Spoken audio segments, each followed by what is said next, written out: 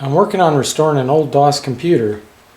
I want to set up my old 5 1/4 inch and 3.5 inch floppy drive, and it's really hard nowadays to find any hardware that'll work with that. Floppy disk drive controllers are kind of rare anymore to find motherboards that support them, and there really aren't very many or good USB solutions for floppy drives, especially for the 5 1/4 inch diskettes. The 3.5 inch diskettes, there's external drives you can buy, but evidently you can't buy a straight 5 1/4 inch.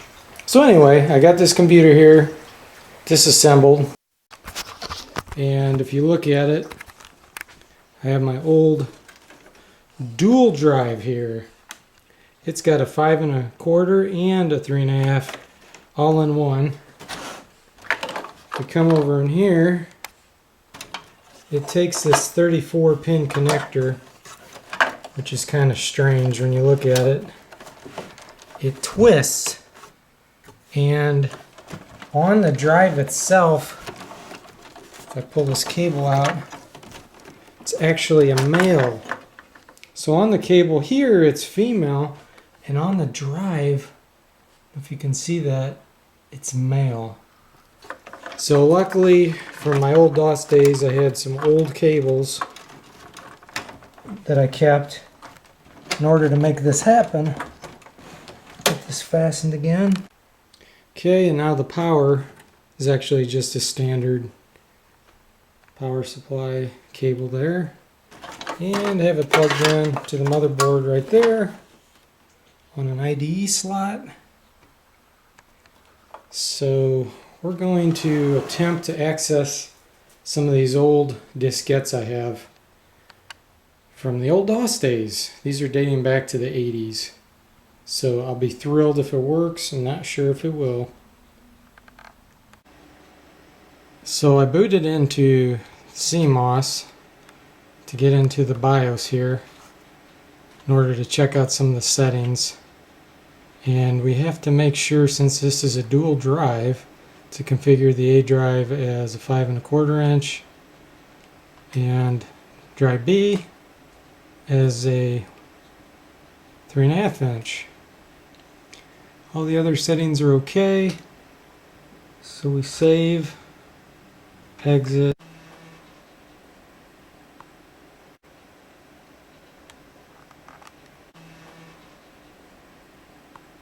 Can hear the floppy drive reacting.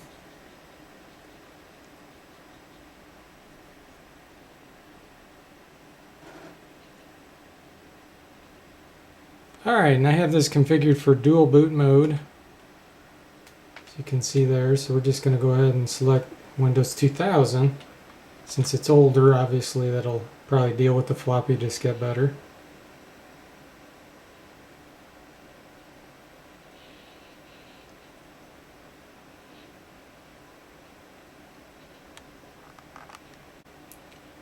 So I just logged into Windows. We're going to go to My Computer. And as you can see, it's claiming we have the floppy diskettes, or the floppy drives. So let's go get one and try it. Alright, so I just have a slew of diskettes here. We're just going to grab one. Let's start with the 5 1/4 inch. So here's my original Wasteland game from 1988. There's 2 diskettes, 5 1/4. Let's go load them up. So I feel sorry for anybody that was born after the DOS days. It was so much fun. You just put this in here, click it in place.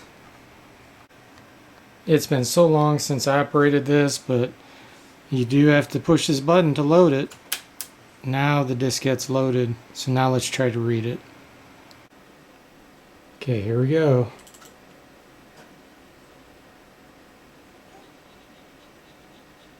Look at that. The diskette can still be read. From 1988. Now that is awesome.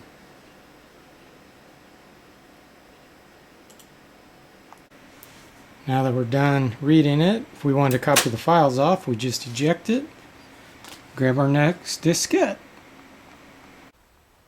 Now here was the best DOS, in my opinion, of the time, and it was DR-DOS from Digital Research.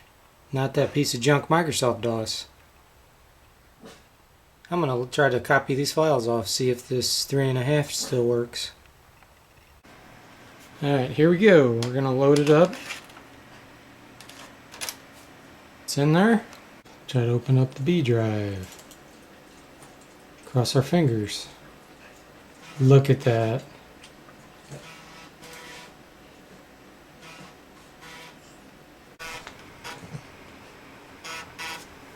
See the green light on? You can hear it.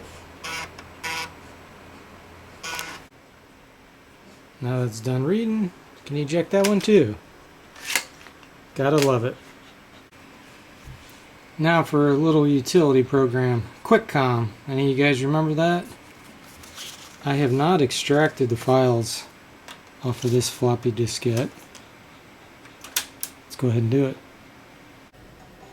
Select all. Control C to copy them. Let's put them on the hard drive.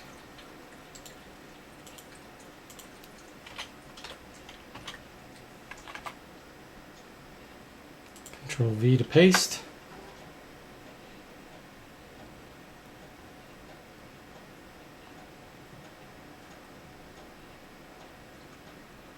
You can see how slow floppy diskettes are, how slow the drive is. Ah, the good old days.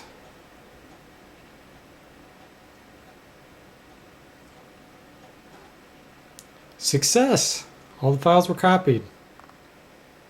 I'm still amazed because these are from the 80s. The drives and the diskettes. So here's some of my other DOS games or programs. Guerrilla War. Buck Rogers, Countdown to Doomsday. That's an awesome one. Hills Far. Now you saw my review on that one. Bad Blood. 4 diskettes. Another awesome one, War in Middle Earth. Eye of the Beholder. I have not reviewed that one yet. Secret of Silver Blades. Really good. Star Command. That one's really good as well. Heroes of the Lance. Yet to be reviewed.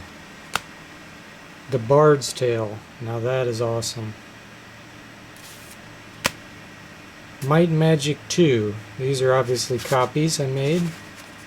Probably ended up losing the originals.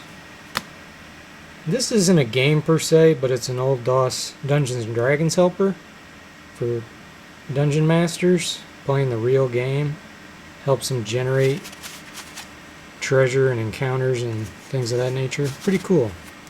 Probably review that too someday. Bard's Tale Part 2. Now this was a value pack. I remember getting this from my uncle's computer store when I was a kid. And you saw my review on Swords of Glass. And I believe I've reviewed Amulet of Yender too. A text-only game. Pretty good. It was only $10 back in the day, and you got these 4 games. Another gold box game, Death Knights of Kren, really good. Will be reviewed sometime in the future. Curse of the Azure Bonds, totally awesome. Spirit of Excalibur. It's a good game. Space Quest 2. Looks like I got quite a few reviews to do here. Battletech. Okay, a lot of people were ticked off at my review of Battletech. But you know what? I review based on how I feel now, not how I felt when I was a kid. I played that game a lot when I was a kid too. And I thought it was a pretty good game for the time. But now when I go back and compare it to other games of that time, it was horrible. So if you don't like my review on that, tough luck. Pool of Radiance, probably one of the best role-playing games ever made. It's the original Gold Box game. And then Prophecy. I reviewed this one with one of my first ones. Really good game. Here's Wizardry 6, Bane of the Cosmic Forge. And I already mentioned Ultima 6. Here we have this bundled software from Wizardware. This was the original Fantasy. Really good role-playing game. Wizard's Crown. I reviewed that one. That's incredible detail for the time. Very difficult game. And then, of course, I reviewed Fantasy 3. Great game.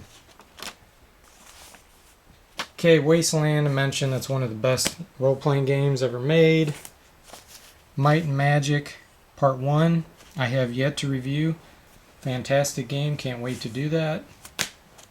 Now we'll move on to some of my 3 1/4 inch drive or diskettes here. Vengeance of Excalibur. We have Dark Queen of Krynn.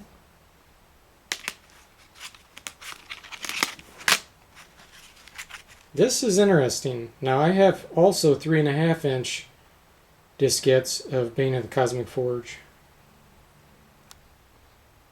And the reason is when you used to buy games back then, a lot of times you got both. And that's pretty sweet. We have Cyber Chess and Cyrus Chess. I'll have to review those. Bard's Tale Part 3. That'll be another good one to review. Unlimited Adventures. You've seen my review on that one. And this is a compression program I purchased when I was in high school, and I hosted my own bulletin board system. And you can see that it's registered to The Immortal. That was my tag back in the day when I was doing bulletin board stuff. And Harold Feldman was the creator. I remember emailing him, and he was from another country. I can't remember which country it was. So this was shipped from that other country all the way to the United States. It's one of the first, I guess you could say, shareware programs I purchased, and definitely the first from another country. It was a great compression program for the time. It was better than PKZip and all the others that were there. Okay, we have Ultima 7. That will definitely be reviewed sometime in the future. We have a demo disc for Out of This World. I'm going to have to take a look at that one too. Incidentally, Ultima 7 took up 7 3 1/2 inch diskettes. That was crazy for the time. That took up a ton of hard drive space when it was decompressed. All the colors and graphics, it was pretty impressive for the time. Now we also have King's Quest IV. Very good game. I'll have to review that one. When I was doing programming in high school, I started with Quick Basic, and I wanted to try to get into assembler because I had heard that it was much more powerful. For the time, it was kind of over my head. I couldn't really understand a lot of it, but I bought a book, and this is the programmer's manual for it. I reviewed Might and Magic Clouds of Zine already. Awesome game. And that looks like that's it as far as my old DOS diskette games. If I run across any others, I'll have to show them in the future too. Now for another fun part. These games came with booklets, all kinds of booklets. Here is Ultima 6. It has a compendium, and as you go in there you can see it talks about Britannia and gives the story and the tales. It tells you how things work. It even shows the different classes in the game, what a bard does, what a mage does. Of course, you play as an avatar in Ultima 6. And I kind of like how Ultima 6 talks about equipment. They don't give you statistics. They don't say like, oh, the sword does 20 points of damage. It just kind of describes it and says what it's good for. And it does that for all the weapons and armor. Same for the enemies you can fight. It talks about them and where they're found and what they do. Pretty cool. There's a reference guide for Ultima 6. It's basically how to do things kind of quickly. And of course instructions for DOS on how to run the game. Now, I bought this clue book a long time ago because Ultima 6 is a very difficult game. It's huge. And it gives maps of the various towns and areas and then descriptions. And I like this style too because it shows the overhead map, and it's not digitized, it's actually, as you can see, like a drawing. And it gives A, B, C, D, and then it describes what's there. And so then you have to read through this, and it's kind of written in a story perspective, talking about a person who has gone through this world. So it's very interesting. If you like Ultima 6, but you never had the clue book, I'd try to find one online. It's pretty cool. And Ultima 7, they have the same thing, an install guide and quick reference. Here's the player reference. And here's the book. Beyond the Serpent Pillars.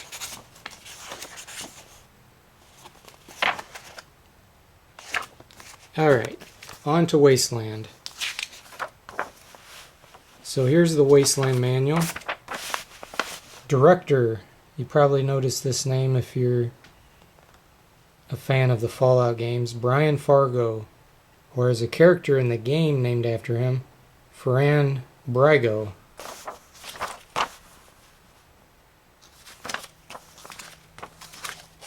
This game is just fantastic. Great manual. Lots of fun. Here's the paragraphs book that came with the game. It's similar to the Gold Box series where you have to look up journal entries. And this was kind of a way for them to do copy protection, because then you'd miss out if you don't read this information. And then this is basically the clue book for Wasteland that I bought. It was, again, a very tough game. Another cool book because it talks about things from a third-person perspective, as though they had gone through the world. Prophecy. 1989, Activision. Install how to use. This I actually scanned for a few people that wanted to play the game because it asks for copy protection information, which are these little characters at the bottom of the pages here.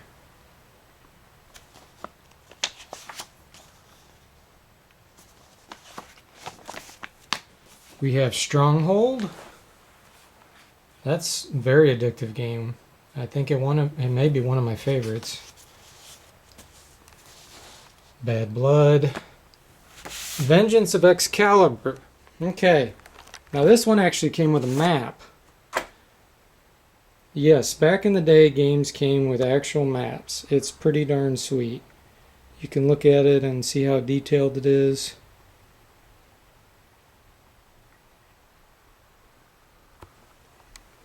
Might Magic also had the same deal.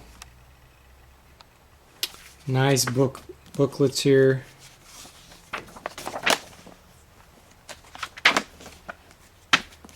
Might Magic 1, Clouds of Zine, Might Magic 3. I need to review that one too. There's a map for Might Magic. bunch of gold box games here. So, Dark Queen of Krynn, Treasures of the Savage Frontier. I have those diskettes somewhere. I don't know where they're at, but I need to review those as well. Here's the clue book for Curse of the Azure Bonds. This was priceless in the day. I mean, these games were so detailed and long and hard to beat if you didn't have some hints. Priceless. Adventures Journal, which is the journal entries, basically. So now you actually have witnessed some. Pool of Radiance clue book.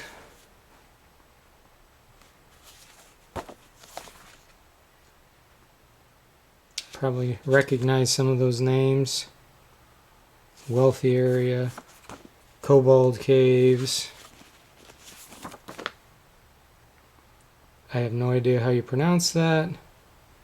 Valhengen Graveyard, maybe that's it. Another clue book, Gateway to Savage Frontier. Here's the Pool of Radiance manual. This was a must. It described all the different things in the game, attributes, alignment, how to actually play. Dark Knights of Krynn clue book. There's the rule book. And Secret of Silver Blades rule book. You can just see how you can go crazy with all these manuals. Oh, Hillsfar. We should probably just pass that one up. This was one of those games very similar to Battletech for me. It had so much promise. They did some things really cool, and then the game was just unplayable. Fail. Okay. Secret of Silver Blades clue book. Now this was an interesting game. It was kind of different. It was a Dark Sun series. Still Advanced Dungeons and Dragons, but a different world. And it was more of an action type game. Let's see if I can find any pictures here. Well, since it's the clue book, it may not show too much. Yeah. Yeah, it was kind of an overhead view. It was interesting. Unlimited Adventures. This is the game where you can build your own game. Pretty cool. The journal for Death Knights of Krynn. Secret of Silver Blades. This is the Pool of Radiance Adventures journal. Look how much better it was as far as how it looked old-fashioned and everything. They started getting more generic. This was definitely the best gold box game in my opinion. They spent so much more time on it.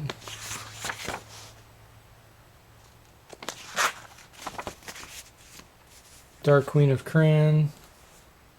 Treasures of the Savage Frontier. Let's review that one as well. Then we come to Heroes of the Lance, which was a side-scrolling action type role-playing game. And you gotta choose which characters to be, but you couldn't really create your own. And it took place in the Dragonlance world. There you can see some of the characters. Tanis is actually one of them, which if you just watch my review on... There he is. Just watch my latest review on Champions of Krynn, you would have seen him. That will need to be reviewed. Okay, we have Eye of the Beholder. Here's the clue book for that. And that was a first-person perspective. Well, I think it might have been the first one for the Dungeons and Dragons world. And it's very different. It's not really much like the other gold box games at all. Okay. Then we go to Buck Rogers. You saw my review on Countdown to Doomsday. Excellent game. Talks about the medics, engineers, warriors. They did an excellent job with this one.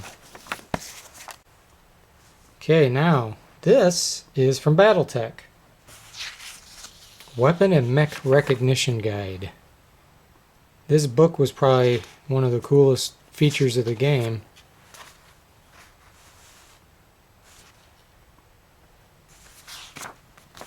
Too bad they didn't make the game very playable or fun, because I really wanted to enjoy it, but it just wasn't possible for me. Okay, now we have War in Middle Earth. This is a nice, cool booklet, old-fashioned looking. This one's a lot of narrative. It's actually not a very good book. It's kind of hard to read. It's not good for references. Just have to kind of start from the beginning and read to the end.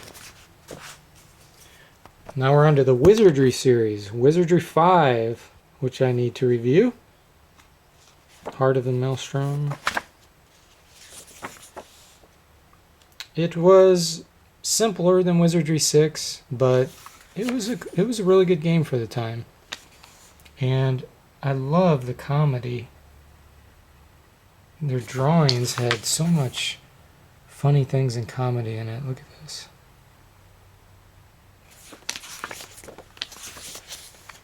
Here's another one.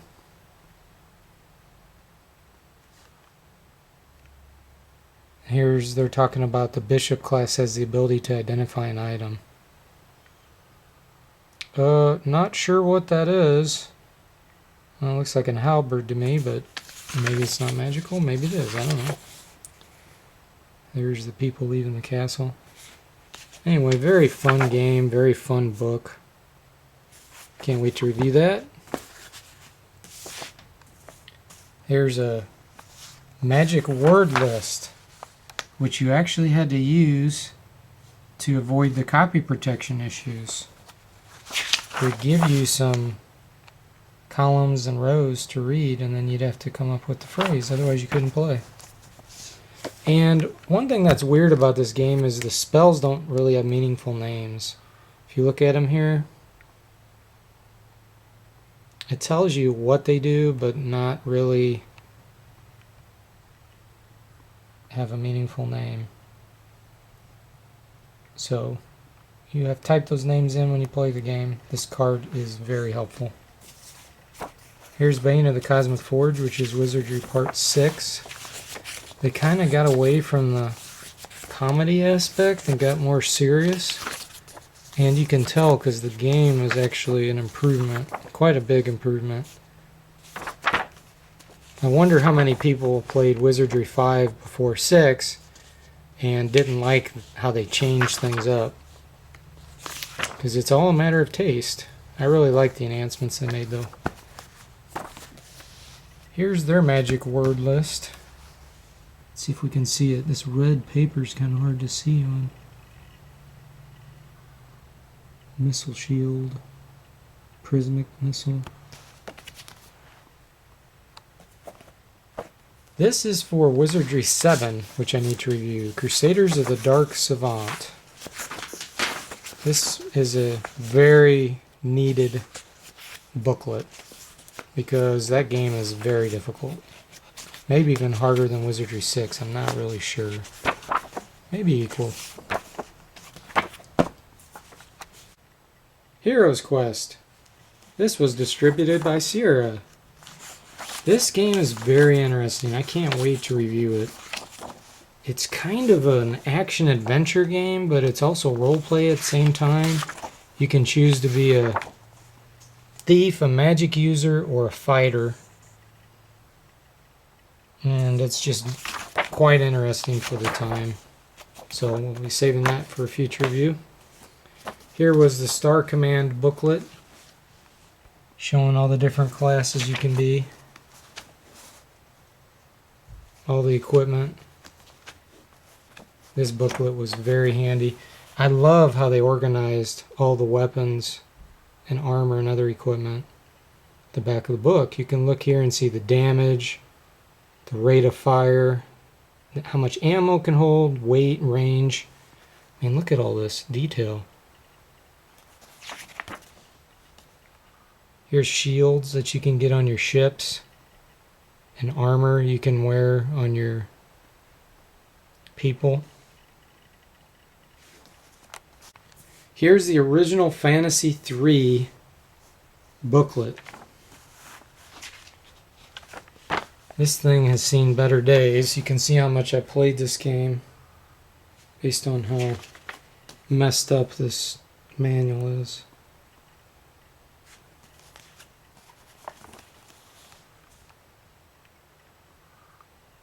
Spells. Now, here is the booklets when you buy the bundled software version, which was released much later. You can see they gave you this little chintzy manual. I mean, it doesn't even have the different weapons and armor, I don't think. Well, there's the character races and classes. Let's see if it does. Magic, counters. Here we go, there's the spells. Man, that's a small font. Talks about them and what they do. Maybe it will have the weapons and armor in there.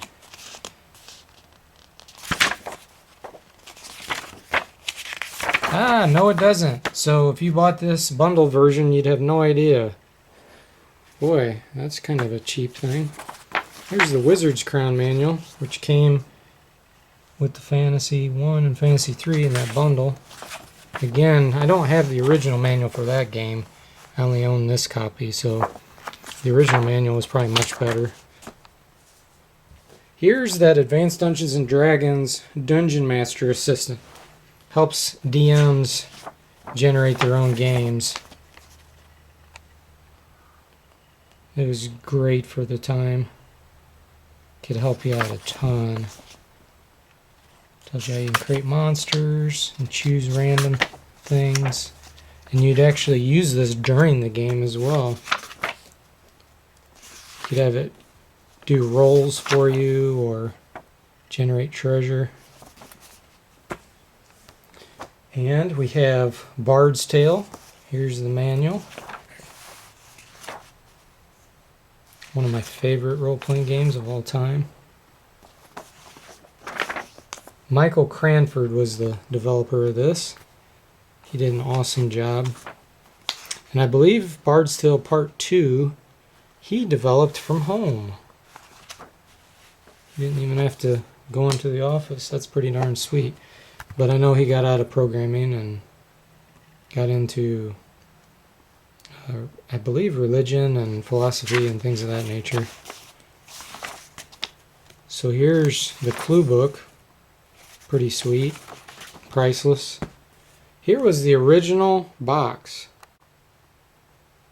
Pretty sweet artwork. You open this up and there's Michael Cranford right there. Shows a little map. On the back, nice advertisement, make you want to buy the game. You saw that in the day, you're like, oh, I gotta have this game. Bard's Tale 2 clue book. Bard's Tale 3, I need to review this. Here's a wheel for copy protection. Thief of Fate is the title. And the Bard's Tale construction set. So you can make your own Bard's Tale games forever and ever. I really like that engine. I reviewed that one as well. Spirit of Excalibur. Same deal as Vengeance. Had a great map that went with it. And then we have Heroes of Might and Magic Part 2. Awesome game. Part 3 is even better, but I couldn't review that because it's not for DOS. I only review DOS games. Here was a nice little colored manual that came with it that shows the different enemies and shows hierarchies on how you upgrade things, you upgrade paths. Awesome game. Well, I hope you enjoyed watching and looking at all these old DOS games and manuals and a trip down memory lane. See you next time.